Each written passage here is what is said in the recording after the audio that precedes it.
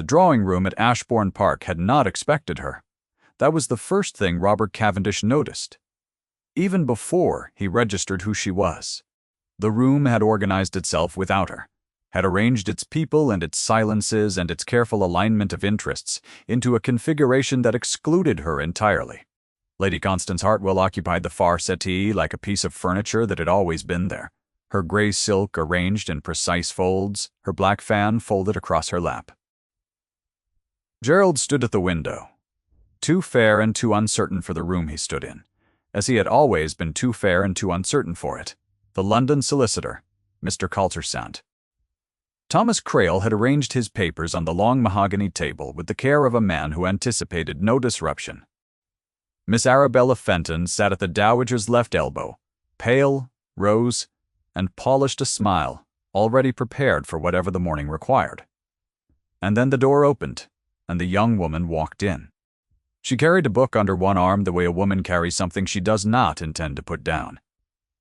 Thick boards, dark leather, worn at the spine. Not a novel. Not a hymnal. A book too large and too solemn for those uses, too carefully held. Too clearly the kind of thing a person carries when they have made a decision that cannot be unmade. The room went still. Robert's stillness was different from the others. He had come to Ashbourne for the truth, not for the estate.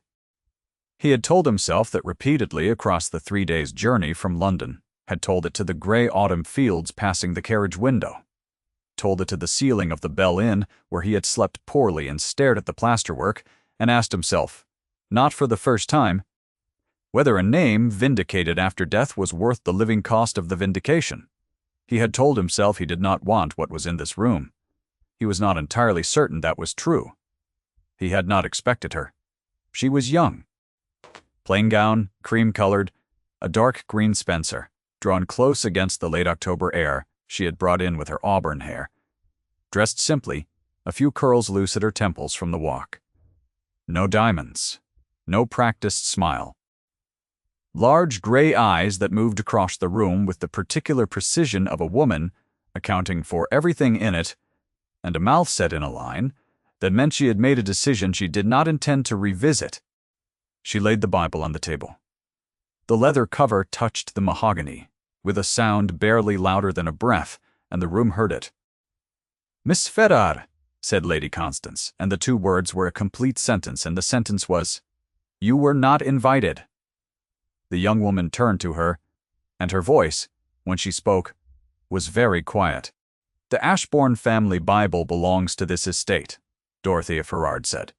"My father kept it in trust at the parish for 15 years. I am returning it." She did not sit.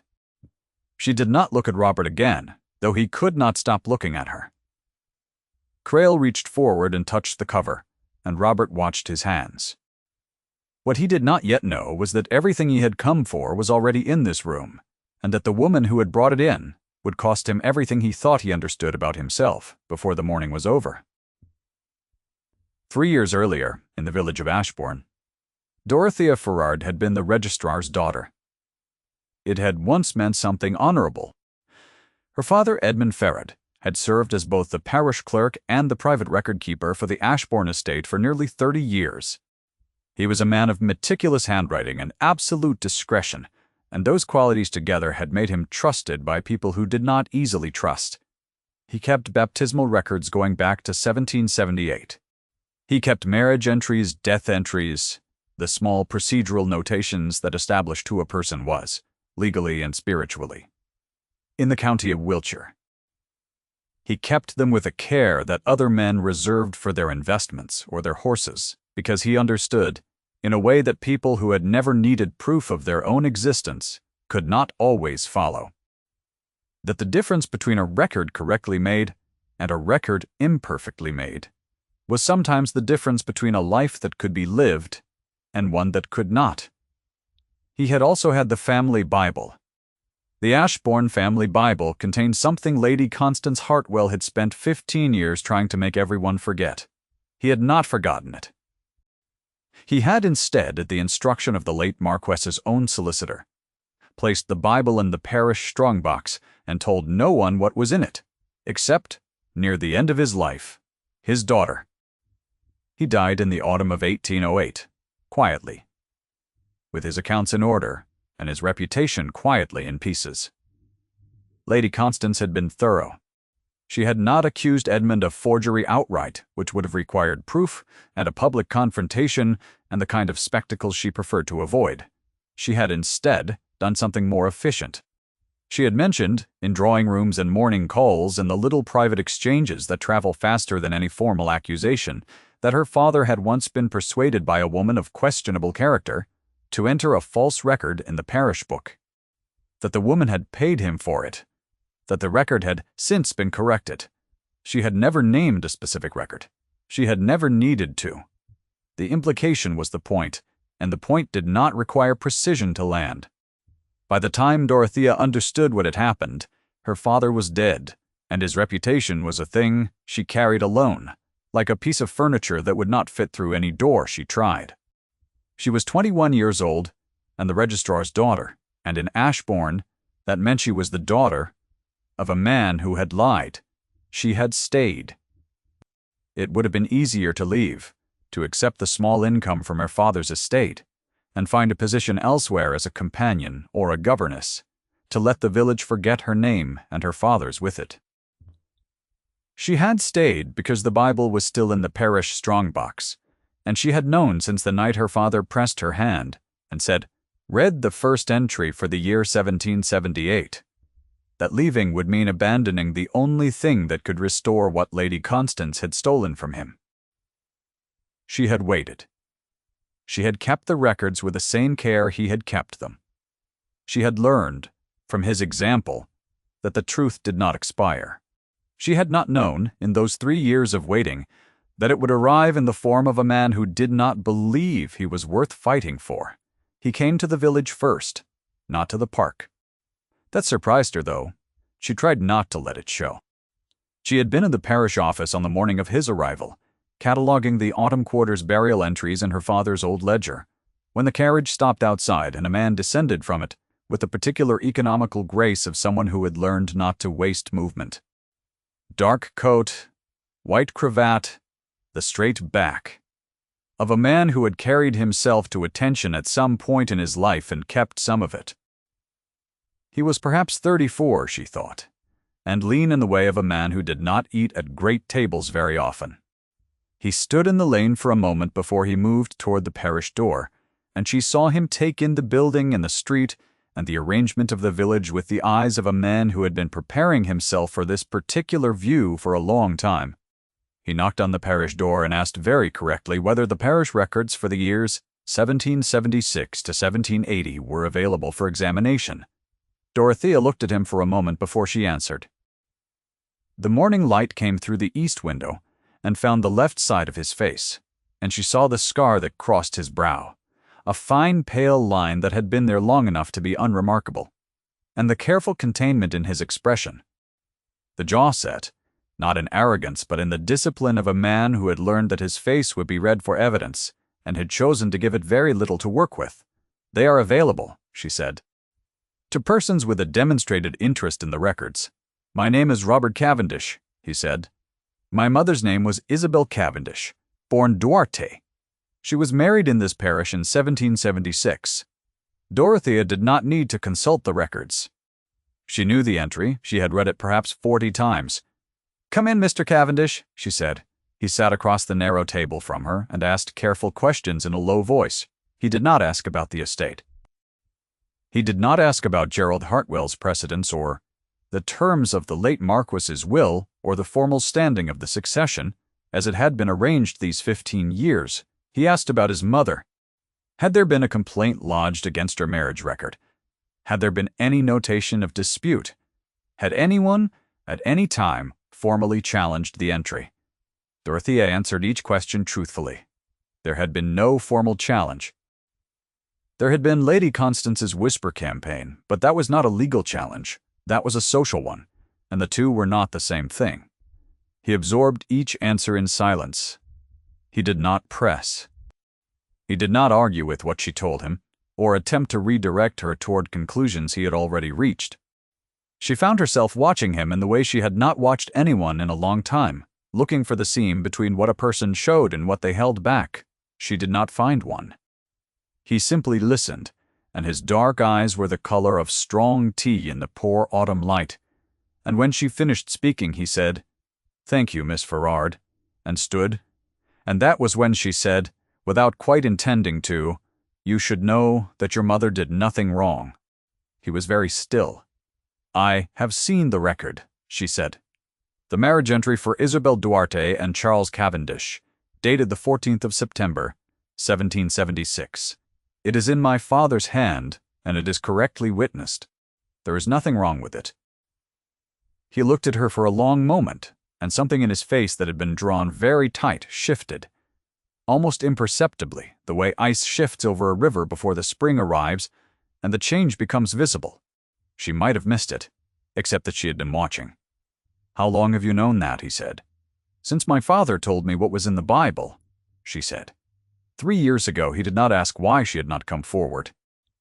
She saw him consider it, and set it aside, and she thought the more of him for that. "Walk with me," he said, which was not a request. She collected her cloak, and went. There was a woman in the village named Mrs. Agnes Peel, who kept house for the rectory, and who had known Dorothea since she was 7 years old.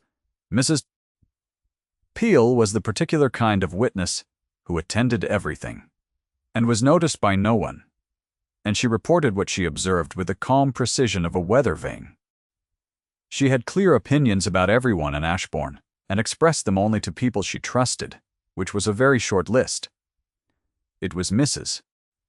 Peel who told Dorothea what Lady Constance had said at the Tuesday morning call 3 days after his arrival in the village.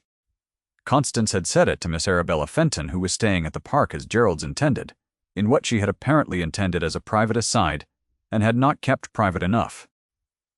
"The registrar's daughter," Lady Constance had said, setting her teacup down with the precise placement of a woman who does not rattle crockery, "has unfortunately involved herself in something she cannot possibly understand. Her father was a weak man who allowed himself to be persuaded by a woman who is, fortunately, no longer with us. The daughter is the same sort. Soft and well-meaning, and entirely susceptible to flattery from a man who has everything to gain from her assistance." Miss Fenton had murmured something appropriate, and the conversation had moved on. Dorothea, when Mrs. Peel reported it, folded the information quietly, and set it in the place where she kept things she did not intend to forget. The same week, he began to appear at moments she did not expect.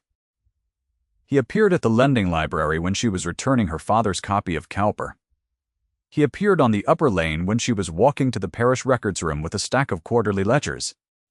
He appeared at the autumn assembly in the village hall, which surprised her, because she had not thought he would come.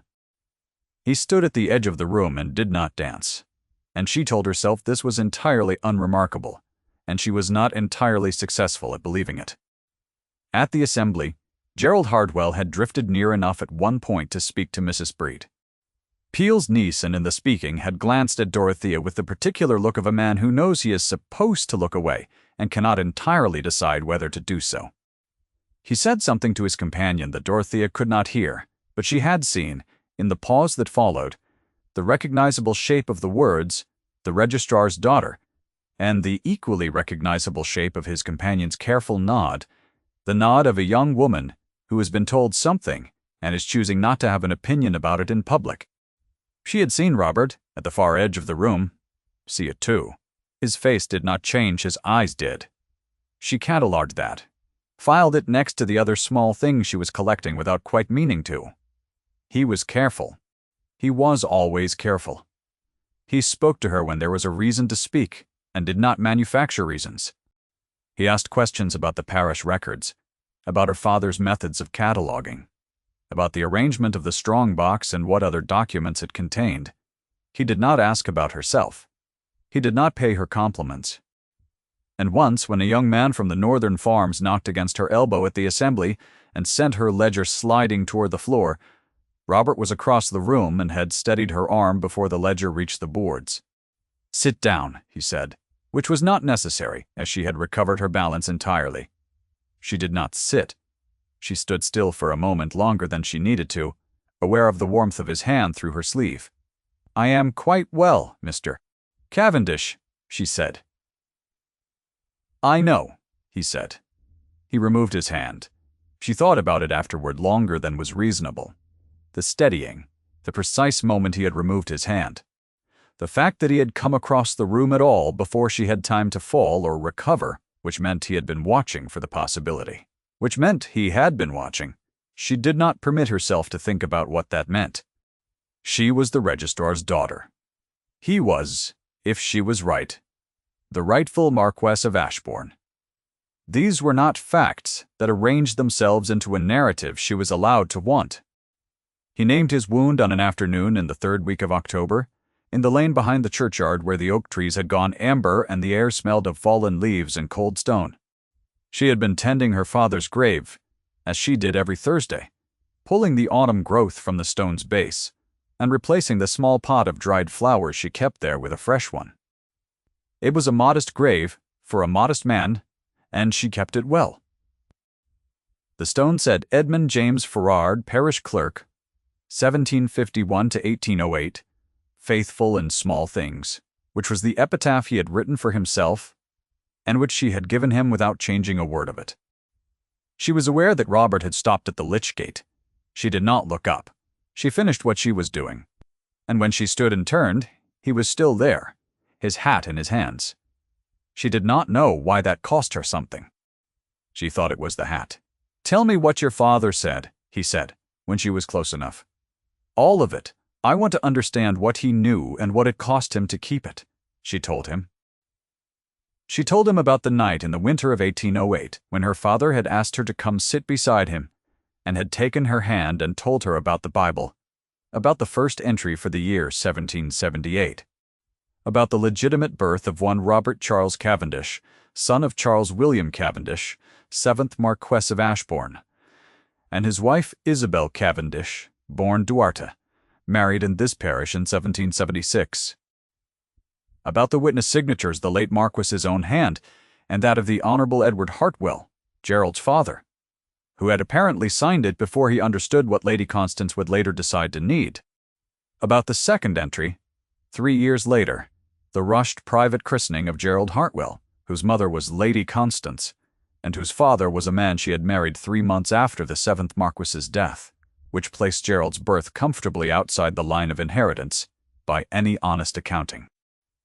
She told him how her father had placed the Bible in the strongbox at Lady Constance's own request, years earlier, when Constance had said she wanted it protected. How he had not understood until later what he had been protecting it from. And by then the mechanism was complete, and he was already inside it. Robert listened without interrupting. The amber light came through the oaks and found the side of his face, and she watched the scar at his brow, and the way his jaw held the particular discipline of a man who has decided not to let a thing show. When she finished, he was quiet for a moment. "My mother died, believing she had done something wrong," he said. Not that she had been accused, falsely, that she had done it. That there had been something about her claim, about her marriage, that had not been entirely clean. She spent the last 4 years of her life in that conviction. His voice was level. It was the flatness of a man who had carried something a very long time and had not let himself put it down. She was proud, he said. She was too proud to argue with people who had already decided. She did not fight the accusation. She withdrew, and I. He stopped. He began again. I did not fight it either. I told myself I was protecting her from further public scrutiny. That she would not want the argument, that making it louder would only make it worse. I did not ask her what she wanted. I made the decision and called it consideration. He looked at the grave marker, at the letters carved in the stone. "Faithful in small things," he said, reading it. He was, Dorothea said.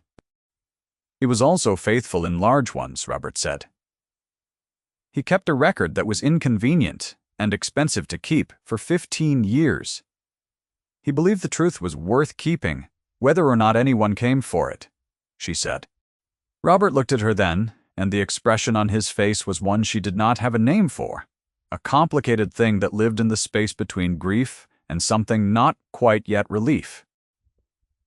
"I came here to find proof that she was innocent," he said. "Not to claim Ashbourne. I do not particularly want Ashbourne. I want her name restored. That is what I came for." The oaks moved in a gust of October wind, and the amber light shifted. "Then you should know," Dorothea said, "that you have both." She told him then that the Bible was still in the strongbox. What she intended to do with it? He turned to look at her, and his expression changed in a way that she felt, somewhere behind her ribs, as a kind of weighted presence, the attention of someone who had not been looking for something and had found it anyway. "Thea," he said.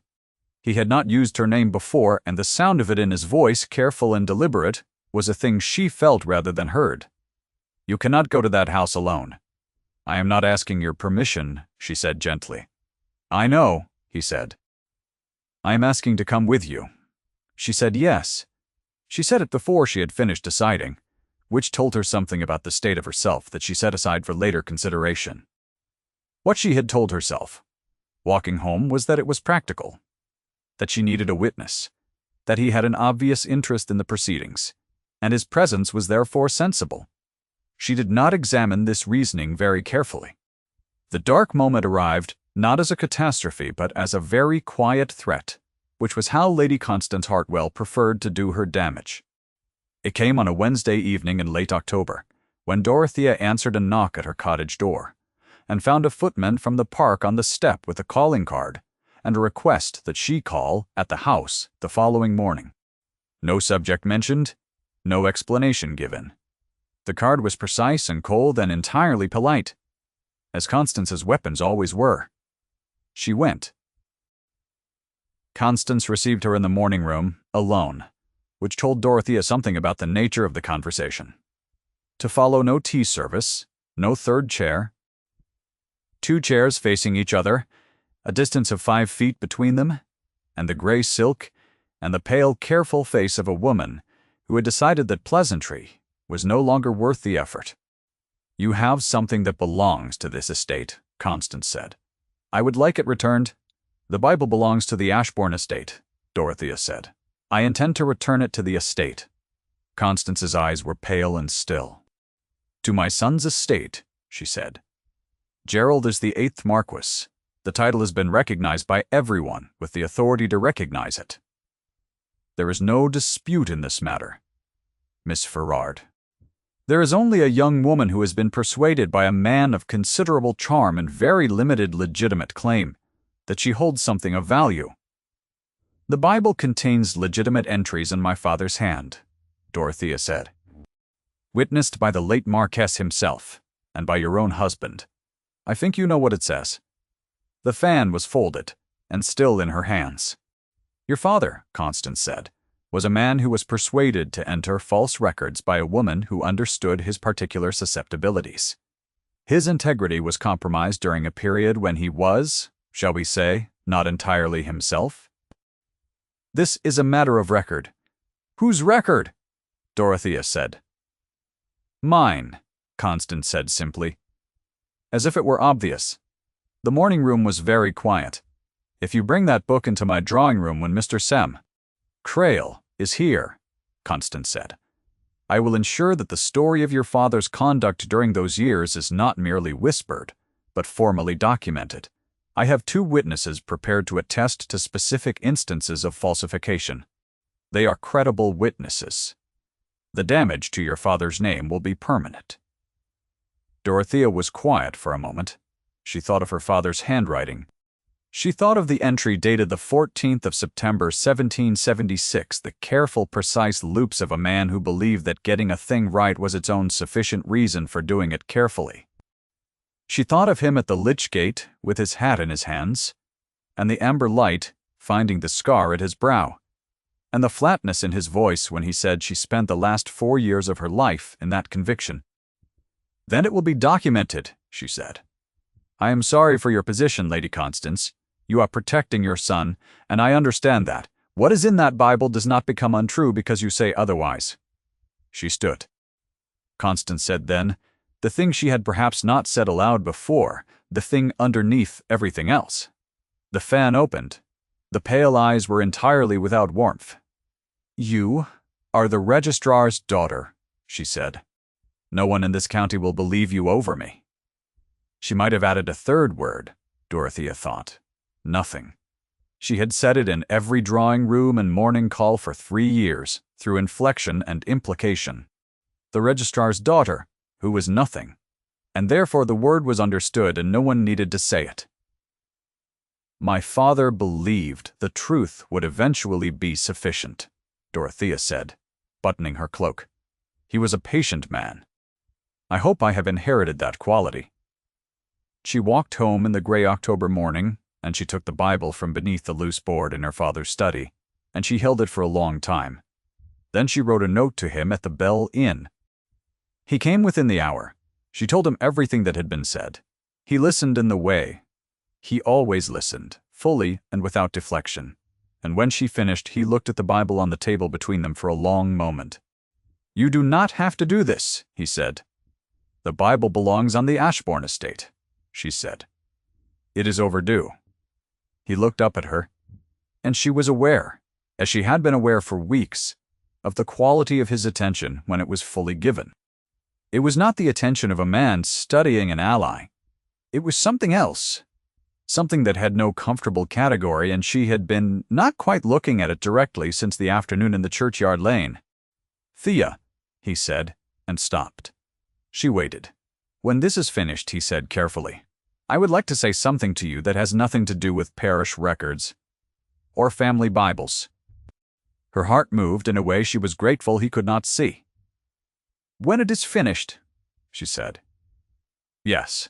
He picked up the Bible and held it a moment, his hands steady. "Tomorrow, then," he said.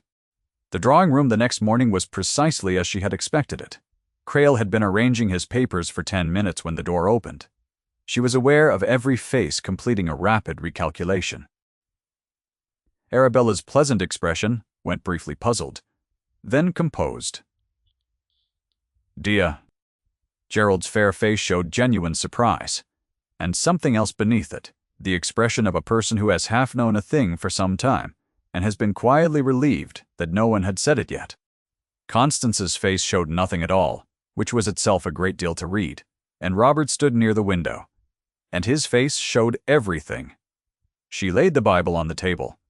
The room said nothing for a full count of seconds. "This is the Ashbourne family Bible," she said. "It was kept in trust at the parish records office by my father, under instruction from the late 7th Marquess. It contains the family birth, marriage, and death entries from 1774 to 1812, entered in my father's hand and witnessed according to the legal and ecclesiastical requirements of each occasion." She looked at Crail. "I understand you are here to address the question of succession. I believe this is relevant to that question." "Constance's fan opened, Miss Ferrard," she said, "does not have the authority to introduce documents into a formal proceeding." "She has introduced a document," Crail said mildly. He opened the Bible to the place she indicated with one hand, and he read, and the room was very still. He turned a page. He read again. His expression was the expression of a solicitor who has found exactly what he had not expected, but can recognize when he sees it. Gerald had moved to stand near the window. He was looking at the Bible with an expression Dorothea recognized from her own face in the first year after her father died. The look of a person who has understood something that changes the shape of everything that came before it. "Miss Ferrard," Crail said, "can you attest to the integrity of these entries, and the identity of the handwriting as your father's?" "I can," she said, "and if required, the surviving witness to the 1776 marriage entry is Mr. Horace Wickfield of Bath, who wrote to my father in 1809, and whose letter is in the parish strongbox." The fan in Constance's hand stopped its motion entirely. "The entry for the 9th of March 1778, Crail said, his voice professional and precise, "records the birth of Robert Charles Cavendish, son of Charles William Cavendish, 7th Marquess of Ashbourne, and Isabel Cavendish, born Duarte, his wife. Witnessed by the 7th Marquess himself, and by," He paused, reading. The Honorable Edward Hartwell, who was at that time the Marquess's younger brother. Gerald said very quietly, "My father signed it." The silence after that was the particular silence of a room in which everyone present has understood something. At the same moment, Gerald looked at his mother. His expression was not angry. It was something more complicated than anger. The expression of a man reconstructing 28 years of received information and finding the new shape of it. "He signed it," Gerald said again. "And you knew." Constance stood. She stood, and for a long moment she was entirely still. The gray silk and the black fan and the pale composure that had served her for 15 years of careful maintenance. And Dorothea, watching her, thought she saw beneath the stillness the face of a woman who had known for a long time that the architecture would not hold indefinitely. "It was a different time," Constance said. Her voice had changed. The polish remained, but the absolute certainty behind it was gone. And without the certainty, the voice was smaller. The estate needed stability. Gerald needed protection. "I did what I understood to be necessary." "Gerald does not need protecting from the truth," Gerald said quietly. He looked at Robert, who had not moved. "I have never particularly wanted the estate," he said. "I think you may know that. I should have said it before now." Robert looked at his half-brother for a long moment. The expression on his face was something Dorothea had not seen before. A complicated thing compounded of relief and exhaustion, and the particular grief of a loss that has become structural, that has shaped everything around it for so long that its absence will require a rebuilding. "Your father signed the record," Crail said, completing his accounting in the even tones of a man doing his job carefully. "The entry is legally sound. The witnessing is correct. The prior marriage of the 7th Marquess is documented. The birth of Robert Charles Cavendish predates any subsequent arrangement by 3 years. He closed the Bible. "There is, as far as I am able to determine, no grounds for dispute." He looked at Robert. "My lord," he said. Robert did not respond to the title immediately. He was looking at Dorothea. Then he crossed the room. The crowd of witnesses present in that drawing room, Crail and Gerald and Arabella and the 2 footmen at the door, and Mrs. B. Peel, who had found some reason to be in the doorway with her hands folded. All shifted slightly to make a path, the way people move for a thing that has already been decided. He stopped in front of her. The room was very quiet. "Her father kept faith," he said. His voice was low but not private. "She kept faith. So shall I?" He held out his hand. She looked at it for a moment, the steady, open palm of it, and then she put her hand in his, and his fingers closed around hers, and that was that. Constance sat down very slowly, as if her legs had simply made a decision independent of her will. She did not speak again. The black fan lay in her lap unopened. Arabella, to her credit, was already engaged in a quiet conversation with Gerald that looked, from where Dorothea was standing, very much like 2 people deciding something sensible together. The kind of decision that had perhaps been waiting for someone to remove the impediment of necessity from it. Crail closed his leather case with the methodical satisfaction of a solicitor for whom the day has resolved into something orderly. Mrs. Peel in the doorway permitted herself the smallest possible smile before she withdrew. By Christmas, the matter had been resolved by every proceeding that required resolving. The legal succession was confirmed without contest. The letter from Mr. Dree, Wickfield of Bath, was produced and examined and found to corroborate every detail in the Bible entry, without exception. A notice in the county circular addressed the question of her father's professional conduct in terms that were brief and precise, and left no room for the previous interpretation, and the notice cost him no visible effort and considerable quiet satisfaction to arrange. He told Dorothea only that he had written it himself and that he had taken some care with the wording, and she believed him. Constance removed herself to the Dower House in November.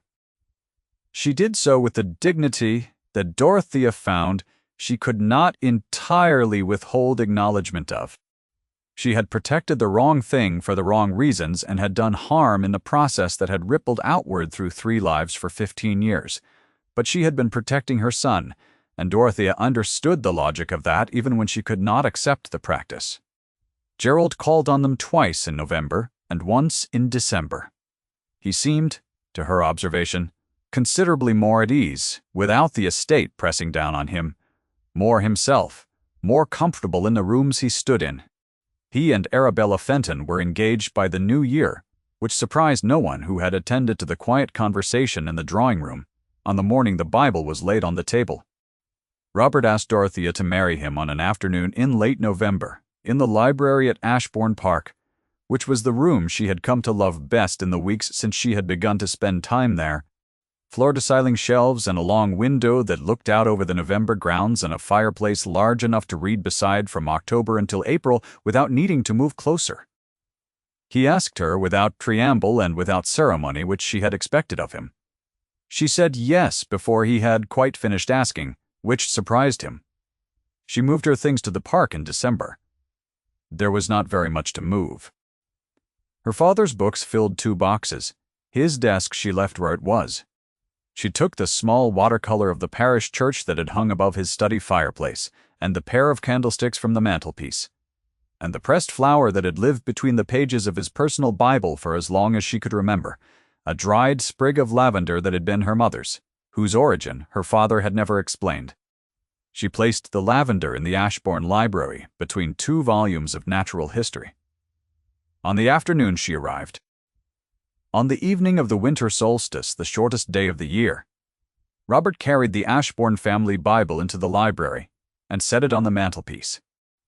He placed it carefully, with both hands, and stepped back to look at it for a moment.